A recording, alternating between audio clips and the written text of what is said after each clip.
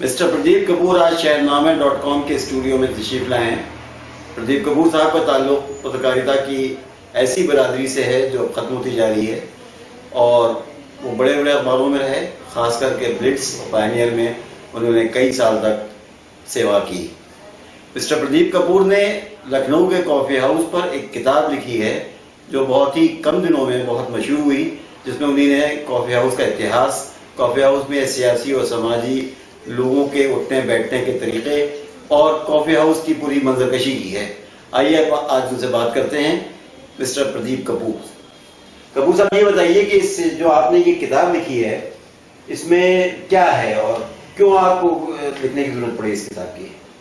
देखिए, ये किताब लखनऊ कॉफ़ी हाउस जो है वो लखनऊ पर एक सीरीज है जिसकी 40 किताबें आ चुकी हैं और लखनऊ के हर एस्पेक्ट के ऊपर किताबें लिखी गई हैं। हमारा लखनऊ पुस्तक माला है और इसमें जैसे लखनऊ नवाब से पहले, नवाब के बाद, लखनऊ का खान पान, लखनऊ के लोगों का बॉलीवुड में क्या कंट्रीब्यूशन है, लखनऊ के इमामबाड़े, लखनऊ के गिरजाघर, मतलब लखनऊ से जुड़ी हुई कोई भी एस्पेक्ट छूटा न रह जाए, इस बात का प्रयास जो शैलेंद्रनाथ चतुर्वेदी जी, जो कि इसके प्रकाशक भी रहे हैं और जो कि हेड डिपार्टमेंट थे हिस्ट्री के गोरखपुर यूनिवर्सिटी में, वो एक मुझे पार्टी में मिल गए और उन्होंने मुझसे कहा कि भाई हमारी ये सीरीज है। और बातचीत में हम लोग कुछ कॉफ़ी हाउस में किस्से कहानियां हुई तो उन्होंने मुझसे कहा कि आप कॉफ़ी हाउस पे किताब लिखिए। अब कॉफ़ी हाउस एक ऐसा सब्जेक्ट है जो मेरे दिल के बहुत करीब है, क्योंकि मेरे वालिद मरहूम किशन कपूर साहब जो कि ब्लिट्स के ब्यूरो चीफ थे, वो 1965 से लेके और 1981 तक, जब तक वो जिंदा रहे, 11 बजे से लेके 1 बजे तक कॉफ़ी हाउस में बैठते रहे। तो मेरा लगाव कॉफ़ी हाउस से बचपन से ही जुड़ गया था, क्योंकि उस दौर में जिस जमाने में लोगों के घरों में मतलब एक फोन होता था और वो चूंकि ब्रिट्स में काम करते थे, कोई भी इंपॉर्टेंट कॉल उस जमाने में आया तो ये मुझे मालूम था कि कॉफ़ी हाउस में मिल जाएंगे। तो बचपन से कॉफ़ी हाउस जाने का सिलसिला कि उनको कान में ये बता देना कि भाई फलां का फोन आया था, फलां इंपॉर्टेंट बात है, इस बात की कभी परवाह नहीं करी कि उनके सामने बैठे हुए लोगों में चाहे वो चंद्रशेखर रहे हों और चाहे वो हिंदी की तमाम 3 मूर्ति एक जमाने में मशहूर रही कि भगवती चरण वर्मा हो, अमिताभ नागर हो और यशपाल जी हो, तो सब तरह के लोगों से मेरा वाबस्ता जो है बचपन से हो गया। कॉफ़ी हाउस से जुड़े हुए लोग, कॉफ़ी हाउस के बैरे, कॉफ़ी हाउस से जुड़ी हुई समस्याएं, ये सब अपने एक परिवार का अंग हो गया। तो इसलिए जब चतुर्वेदी जी ने मुझसे कहा तो मुझे लगा कि कॉफ़ी हाउस एक ऐसा सब्जेक्ट है कि जिस पे दिल से लिखा जाए। प्रदीप कपूर साहब, ये बताइए कि आपको इस किताब लिखने में क्या तजुर्बे हासिल हुए? ये किताब लिखने में बहुत से लोगों से बात की और जिन लोगों से बातचीत की उस में तमाम लोगों के पुराने किस्से कहानियाँ पता चली कि किस तरह के दिलचस्प किस्से कहानियाँ कॉफ़ी हाउस में हुआ करते थे। जिस तरह से आप देखिए इस कॉफ़ी हाउस में तरह तरह के अपने जिसे कहते हैं अलिखित वो थे, नियम बने हुए थे कि जैसे कि इस्लाम साहब जो पुराने आईजी साहब हुआ करते थे, वो नियमित बैठते थे कॉफ़ी हाउस में और उनकी टेबल पर जितने भी लोग हों वो पेमेंट वही करते थे कॉफ़ी का। इस्लाम साहब सबसे पूछते थे कि भाई आप कॉफ़ी के साथ कुछ भी खा सकते हैं और ये फ्रीडम थी, और उसके बाद भी पेमेंट जो है इस्लाम साहब कर दी। इसी तरह के लखनऊ के पुराने मेयर पीडी कपूर साहब थे। पीडी कपूर साहब जो है वो आते थे तो लोगों को मालूम होता था पीडी कपूर साहब आ रहे हैं, और उनकी टेबल पर भी एक आशाराम गुप्ता जी हुआ करते थे भारत सेवक समाज के, जो उनके बिहाफ पर जो है लोगों से सबसे पूछते थे कि भाई कौन कौन कॉफ़ी पिएगा, क्या होगा, और दायरा बढ़ जाता था। और इसी तरह से सीपी मिश्रा जी हुआ करते थे, गुरु जी के नाम से मशहूर थे, जो लखनऊ विश्वविद्यालय और मेडिकल कॉलेज से संबंधित रहे। उनकी टेबल का भी यही था, गुरु जी ही जो है वो सबसे पूछते थे और उसके बाद जो है पेमेंट करते थे। तो ये देखिए एक पुराने तौर तरीके थे कि कॉफ़ी हाउस में बड़े बड़े लोग इस तरह से आना और उनका जो है पेमेंट करना। अब आज के दौर में कि जब मायावती जी जब मुख्यमंत्री थी, जब लखनऊ से घर से निकलती ही नहीं थी, और जब निकलती थी तो पूरा शहर को जो है वो पानी से धोया जाता था, कर्फ्यू लग जाता था।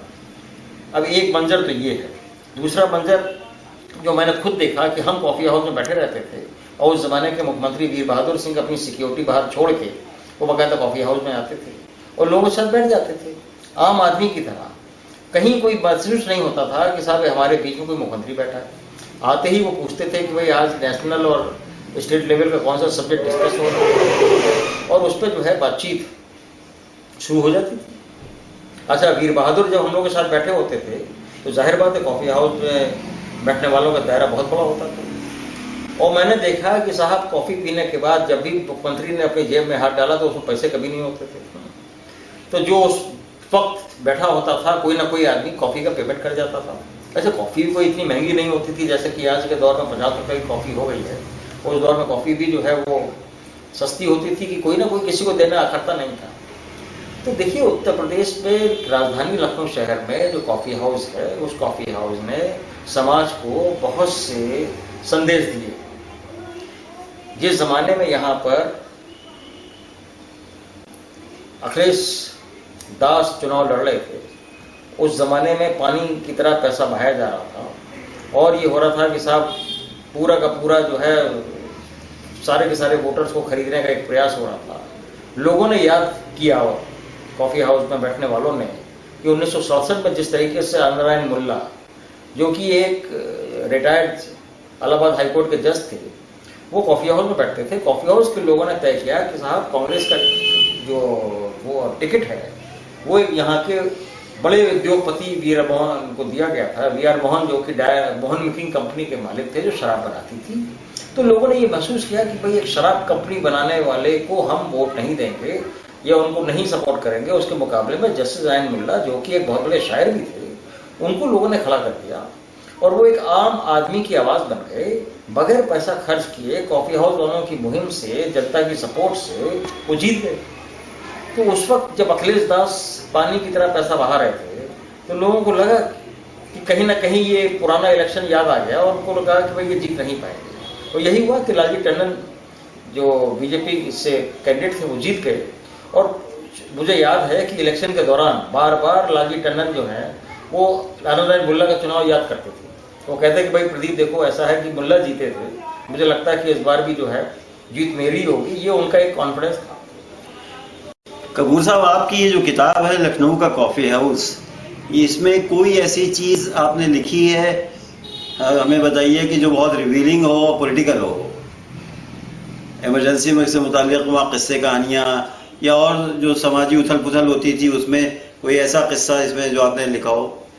देखिए, कॉफ़ी हाउस के लोग बहुत ही रेबल किस्म के रहे हैं, और देखिए उस जमाने की जो सेंसिटिविटी थी और आज के सेंसिटिविटी में कितना फर्क आ गया है कि लोग मुखालिफ भी होते थे और पॉलिटिशियन नाराज नहीं होते थे।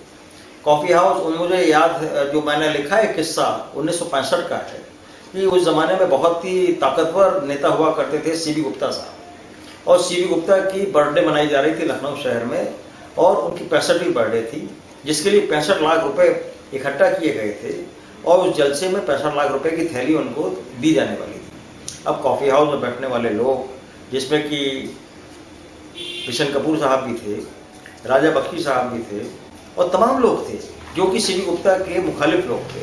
अब उन्होंने क्या किया कि उस दिन एक गधे को पकड़ के ले आए, उसका नाम भानुचंद्र विकट रखा, और कॉफ़ी हाउस के ही पीछे एक बैंड, बाकायदा जो भारत बैंड हुआ करता था वो बैंड भी था, और बैनबोज जो कि आजकल छंगामल की दुकान है वहाँ बैनबोज हुआ करता था, वहाँ से बाकायदा केक बना, और आप देखिए कि हैप्पी बर्थडे की धुन पर बाकायदा जो है वो केक काटा गया, और वो गधे के मालिक को जो है 65 रुपए की थैली दी गई।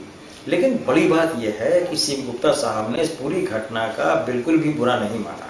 कितने बड़े लोग थे कि उन्होंने उसी स्नेह भाव से जितने लोगों ने भी ऑर्गेनाइज किया हो उनसे मिलते जुलते रहे, कहीं कोई उस तरह का मनमुटाव नहीं था। अब आप देखिए कि कॉफ़ी हाउस में बैठने वाले लोग किस तरीके से पूरी उस दौर की, चाहे वो छात्र जीवन की बात हो, चाहे ट्रेड यूनियन मूवमेंट हो, चाहे पॉलिटिकल पार्टीज हों, टीचर्स हों, सबके जो आंदोलन थे, सबके जो मसाइल थे, सबकी जो योजनाएं थी, वो सब कॉफ़ी हाउस में बनती थी। अब जस्टिस हैदराबाद राजा साहब ने मुझे किस्सा बताया कि किस तरीके से छात्र आंदोलन के चक्कर में उनको जो है पुलिस ने अरेस्ट करने की योजना बनाई। तो उन्होंने पुलिस से कहा कि भाई देखो, ऐसा है कि आज मुझे अरेस्ट करने वाले हो, लेकिन मेरे घर में जो है किसी बुजुर्ग का इंतकाल हो गया है, तो आप मुझे कल कॉफ़ी हाउस से कर लीजिए, 9 बजे करीब मैं कॉफ़ी हाउस आ जाऊँगा, आप मुझे वहाँ से अरेस्ट कर लीजिए। अब आप देखिए, पुलिस वालों ने भी हैदराबाद साहब की बात मानी, और अगले दिन वो कॉफ़ी हाउस पहुँच गए, और हैदराबाद साहब ने अपने कॉफ़ी हाउस से गिरफ्तारी दी। मेरी किताब पढ़ने के बाद हम लोगों के बुजुर्ग पुराने पॉलिटिशियन भी हैं, रणजीत सिंह जयदेव, जो कि एमएलए भी रहे हैं और समथर स्टेट के भी हैं। उन्होंने कहा कि यार प्रदीप, कॉफ़ी हाउस में ब्रेकिंग न्यूज़ मिलती थी। आज जो टीवी पे हम लोग देखते हैं ना, जो नीचे पट्टी पड़ती है कि साहब अभी अभी समाचार आया, ब्रेकिंग न्यूज़, तो आप देखिए कि चाहे लखनऊ शहर में होने वाला कोई चुनाव हो या लखनऊ शहर के जो मशहूर केस हुए हैं, चाहे वो सुजाता हत्याकांड हो, चाहे सुब्रा लहरी हत्याकांड हो, चाहे सैयद मोदी हत्याकांड हो, इनसे जुड़ी हुई खबरें, जो कि छोटी छोटी खबरें भी होती थी, वो कॉफ़ी हाउस में मिलती थी। उस दौर के तमाम पत्रकार कॉफ़ी हाउस जाते थे और इस तरह की ब्रेकिंग न्यूज़ वहाँ से लेके जाते थे और अगले दिन अखबारों में छापते थे। कि आज के दौर में शायद इस तरह का शायद पॉसिबल ना हो कि किस तरीके से अमेरिकी राजदूत कॉफ़ी हाउस आए। बात 1984 की है कि क्लार्कसबर्ग में एक पार्टी चल रही थी और उस ज़माने में जो अमेरिकी राजदूत हिंदुस्तान में थे, हैरी बाम साहब आए हुए थे। तो बातों बातों में उन्होंने मुझसे कहा कि मैं लखनऊ शहर के लोगों से मिलना चाहता हूँ, डिफरेंट सोसाइटी के अलग अलग लोगों से। तो मैंने उनसे कहा कि आप कॉफ़ी हाउस आ जाइए, तो वहाँ आपको समाज के हर वर्ग के दर्शन हो जाएंगे। और मैंने साथ में ये भी कहा कि बेहतर ये होगा कि आपको लखनऊ के भी दर्शन करने हो तो रिक्शे पे आइए। और अगले दिन 12 बजे का समय फिक्स हुआ और हम और पुराने बैठकबाज कॉफ़ी हाउस के, जिसमें इब्ने हसन साहब और विद्यासागर जी और तमाम लोग थे, सब लोग इंतज़ार करते रहे। और देखा कि साहब, जैसा मैंने कहा था, हैरी बाम साहब रिक्शे पे बैठ के क्लार्कसबर्ग से कॉफ़ी हाउस आए और उनकी जो सरकारी गाड़ी खासतौर से दिल्ली से जो लाई गई थी उनको लखनऊ में घुमाने के लिए, वो पीछे पीछे है। और हैरी बाम साहब आए कॉफ़ी हाउस में, सब लोगों से मिले और उस ज़माने का जो एक मशहूर मामला था कि किस तरीके से मेनका गांधी इंदिरा गांधी का घर, अपनी सास इंदिरा गांधी का घर छोड़ के चली गई थी, उसका हिंदुस्तान की राजनीति में क्या असर होगा, उस पर जो है काफ़ी देर हैरी बाम साहब बहस करते रहे और लोगों का मूड जानते रहे।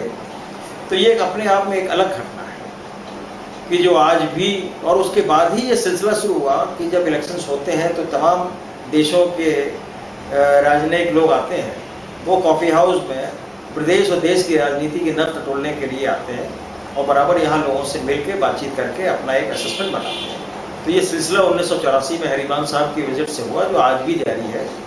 और देखिए, कॉफ़ी हाउस के किस्से नए भी हैं, पुराने भी हैं, और कॉफ़ी हाउस में आज भी उसी तरह के किस्से हो रहे हैं कि कुछ महीने पहले मैं कॉफ़ी हाउस में बैठा हुआ था तो सच्चिद रे साहब, जो कि हिंदुस्तान और दुनिया के जाने माने फिल्म डायरेक्टर रहे, उनके बेटे, अचानक एक लंबा चौड़ा एक आदमी आया और कॉफ़ी हाउस को कुछ विशेष नज़र से देख रहा था। जब मेरा परिचय हुआ तो उसने अपने को बताया कि मैं संदीप रे हूँ और सच्चिद रे का बेटा हूँ। और उन्होंने कहा कि मेरे पिता ने कहा था जब लखनऊ जाना तो मैं कॉफ़ी हाउस ज़रूर जाना। तो उन्हीं के कहने पे मैं कॉफ़ी हाउस आया हूँ और मैं अपनी एक फिल्म, बंगाली थ्रिलर बादशाही अंगी बनाने जा रहा हूँ। तो मैं सोचता हूँ कि कॉफ़ी हाउस में भी उसको शूट किया जा सकता है। तो उस नज़र से वो कॉफ़ी हाउस को देख रहे थे। अभी कुछ महीने पहले लखनऊ में लिटरेरी फेस्टिवल हुआ तो श्याम बेनेगल साहब से मुलाकात हुई। तो श्याम बेनेगल साहब आए हुए थे, तो मैंने जब उनको अपनी किताब दी लखनऊ कॉफ़ी हाउस, तो वो देख के बड़े खुश हुए और ये भी जान के खुश हुए कि लखनऊ में 40 किताबें आ चुकी हैं।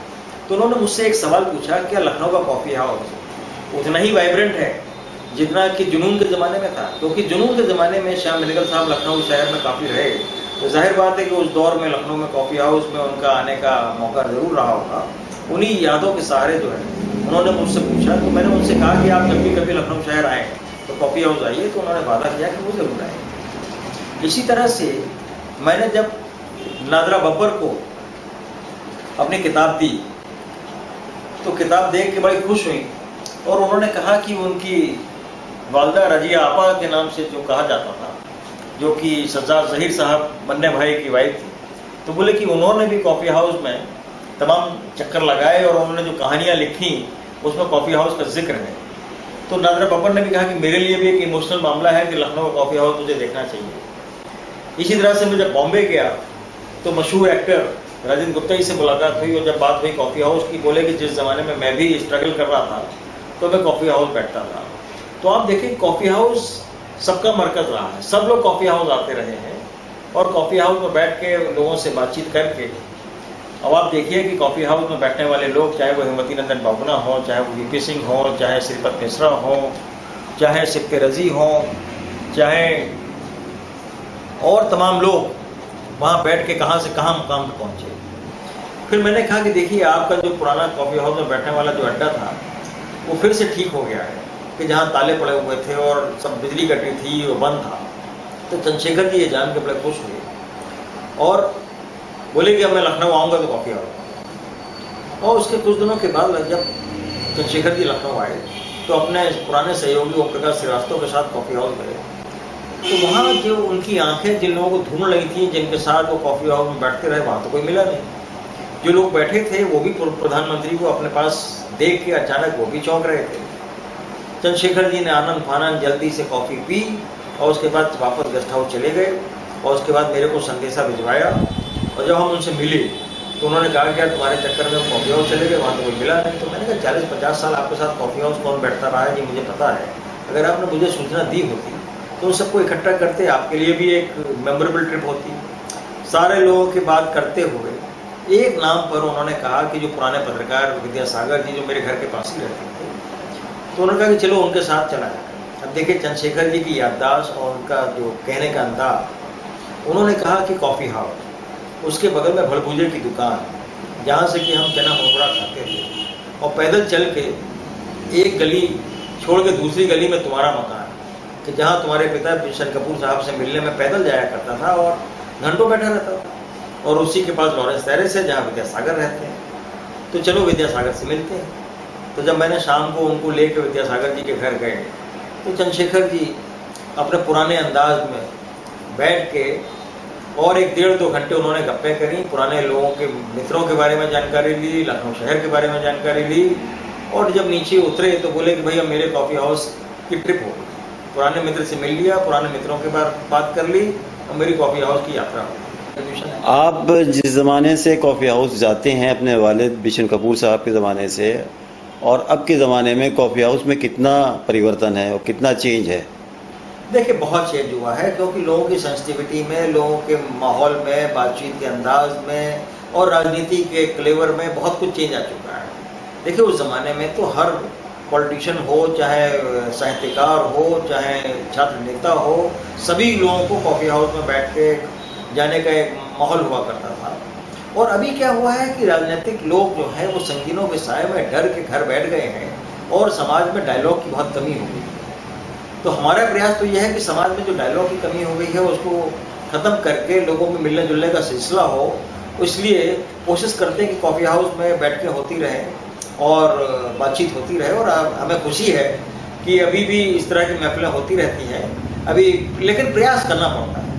देखिए कॉफ़ी हाउस के बारे में जब मैंने 98 साल की बेगम हामिदा हिबुल्लाह से बात करी तो उन्होंने कहा कि रफ़ी अहमद किदवई की बहन ने उनको कहा कि देखो अगर पॉलिटिक्स में आना है तो कॉफ़ी हाउस जाना चाहिए। और हामिदा हिबुल्लाह रफ़ी अहमद किदवई की बहन की बात मान के कॉफ़ी हाउस में गई तो वहाँ उनको डॉक्टर जेडे अहमद से लेके तमाम लोग बैठे मिले और वो भी कई बार कॉफ़ी हाउस गई तो बोले कि मेरे लिए बड़ा अच्छा था। दूसरा उन्होंने जो बात बताई कि जनरल है उनकी जो ननद थी जो कि जनरल हिबुल्लाह की बहन थी, तंजीन जिनका नाम था, जो कि लखनऊ यूनिवर्सिटी में बहुत बड़ी छात्र यूनियन की लीडर भी थी, वो नियमित कॉफ़ी हाउस जाती थी। अच्छा, कॉफ़ी हाउस एक ज़माने में जहाँ अब खादी का जो खादी ग्रामोद्योग जहाँ पर हजरतगंज में है वहाँ पर हुआ करता था। और आज़ादी जब 1948 में ये तय हुआ कि वहाँ पर आधे में राम एडवाणी हुआ करते थे और आधे में कॉफ़ी हाउस था। तो राम एडवाणी साहब बताते हैं कि भाई वो जवाहरलाल नेहरू साहब जो हैं वो वहाँ पे गए, वो कॉफ़ी हाउस भी उन्होंने झांका और इनकी दुकान पे भी आए। तो कॉफ़ी हाउस में तमाम तरह की शख्सियतें जाती रही हैं।